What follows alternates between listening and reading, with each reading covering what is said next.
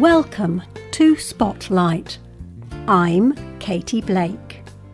And I'm Liz Waid. Spotlight uses a special English method of broadcasting. It is easier for people to understand, no matter where in the world they live.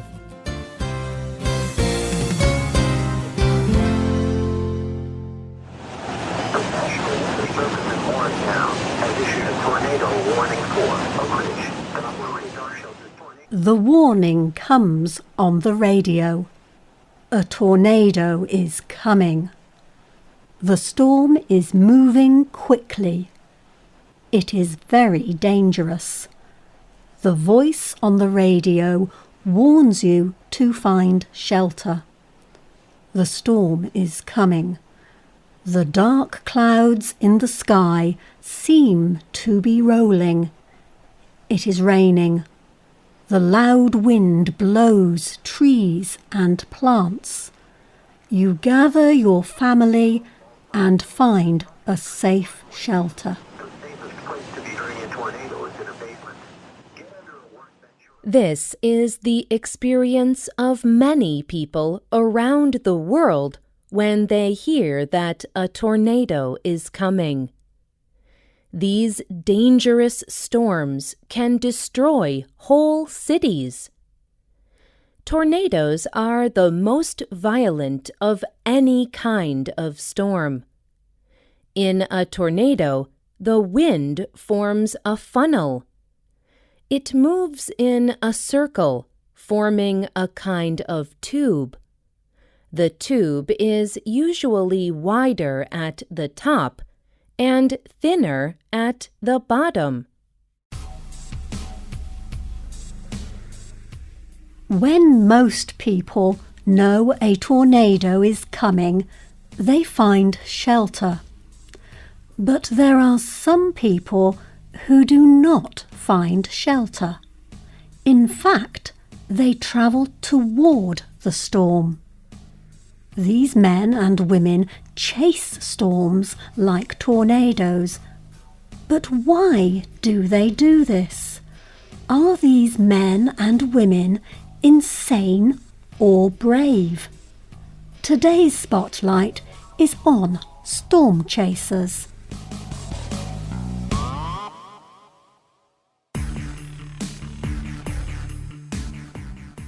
Tornadoes happen all over the world, but they are especially common in the United States and Bangladesh. There is a wide area through the middle of the United States where tornadoes are especially common. Experts even call it Tornado Alley. In Bangladesh, tornadoes are also common and deadly. In the past, 19 tornadoes have each killed more than 100 people there. Storm chasers follow these tornadoes in all places tornadoes happen. In the United States, storm chasing began in the 1950s.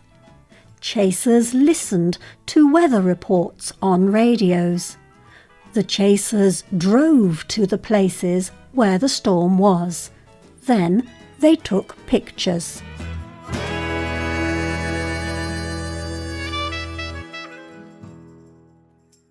However, technology continued to improve. Today, storm chasers often have high-quality video recorders and cameras. They can use satellite information. They can use their mobile phones to connect to the Internet. This helps them predict or estimate where the storms will go. Often storm chasers also have special vehicles. They protect their vehicles with extra pieces of metal. They also add specialized equipment. Much of this equipment gathers information about tornadoes. This information helps weather experts know when a tornado will form. Howard Bluestein is a meteorology professor at the University of Oklahoma. Meteorology is the study of the atmosphere and weather. Bluestein sees great value in studying tornadoes. He told National Geographic magazine, "Things like pressure and temperature and humidity. There is no other way to measure these things. You must make measurements inside the tornado. You need to be on the ground." Getting this information means getting extremely close to a tornado. People who get that close risk death. Greg Forbes is a severe weather expert. He told USA Today, "Storm chasing is not something to be taken lightly. Sometimes you chase the tornado, and sometimes you get in the position where the tornado chases you." Mike Bettis works for the Weather Channel in the United States. This television channel concentrates on weather all over the country. Bettis is an experienced storm chaser. On May 31, 2013, he was chasing a tornado. He was travelling in a storm-chasing truck with a few other crew members. Suddenly, the tornado picked up their vehicle off of the ground.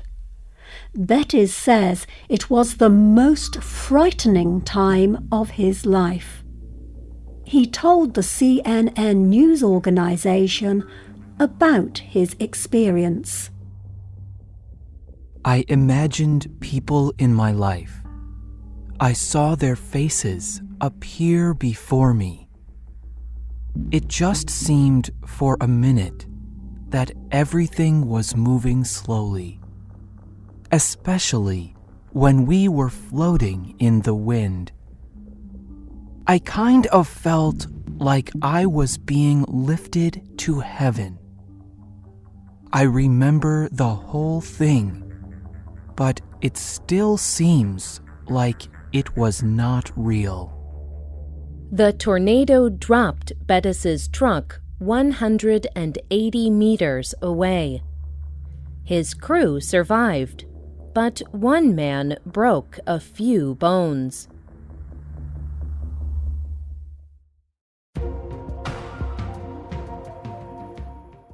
Many storm chasers are researchers like Bettis.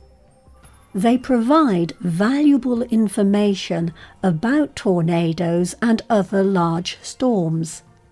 This information can help warn people when they need to find a safe shelter. People need to find shelter during tornadoes.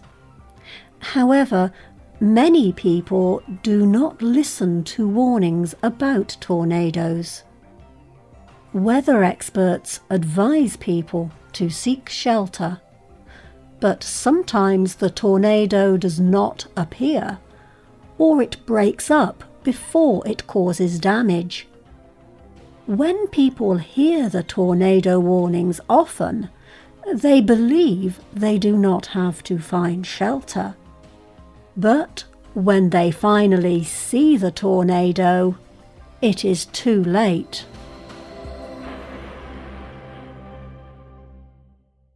This is one reason Bettis thinks storm chasing is so important. When people see the live videos and recent pictures from a storm chaser, they believe that a tornado is coming.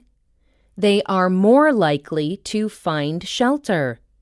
He says, "We show weather. and we like to be out there and show people what tornadoes can do. We help give warning. Storm spotters serve a very valuable purpose. Seeing it in person and giving that real-time information, I think that really adds to the warning. It helps people take shelter earlier. Some people are concerned that there are too many storm chasers. Some storm chasers want to experience the amazing excitement of being close to a tornado, but they may not have the training, equipment, or experience to stay safe. Tornadoes can change direction very quickly. The chaser could get caught in the storm like Betty's. Too many storm chasers can also cause traffic problems. Storm chasers drive toward the storm, but other people are driving away from the storm. Betsy Randolph is a police officer in Oklahoma. She told USA Today, "When storm chasers put themselves in harm's way to chase the storms, they make it harder for us. We are trying to work around more people on the highway. We are trying to rescue more people. And sometimes the storm chasers end up being part of the problem." Some authorities have even suggested making rules about who can chase storms. Many storm chasers believe this is a bad idea. They see value in what they do. Cameron Redwine is a storm chaser in the United States. He takes pictures of storms for magazines. He sees the destruction tornadoes cause, but he also sees their beauty and power. He told USA Today why he will continue to chase storms. There are other people, like me, who think it is amazing. Tornadoes are as equally beautiful and inspiring as they are dangerous and destructive. The writer of this program was Liz Waid. The producer was Michio Ozaki. The voices you heard were from the United Kingdom and the United States. All quotes were adapted and voiced by Spotlight.